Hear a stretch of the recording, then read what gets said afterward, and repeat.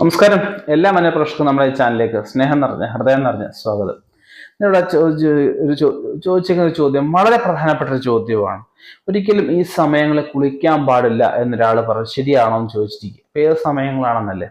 3 സമയങ്ങൾ, അതായത് നട്ടുച്ച, ത്രിസന്ധ്യ, നടുപ്പാതിരാവ്, ഈ 3 സമയങ്ങൾ നമ്മൾ ഒരിക്കലും കുളിക്കാൻ പാടില്ല.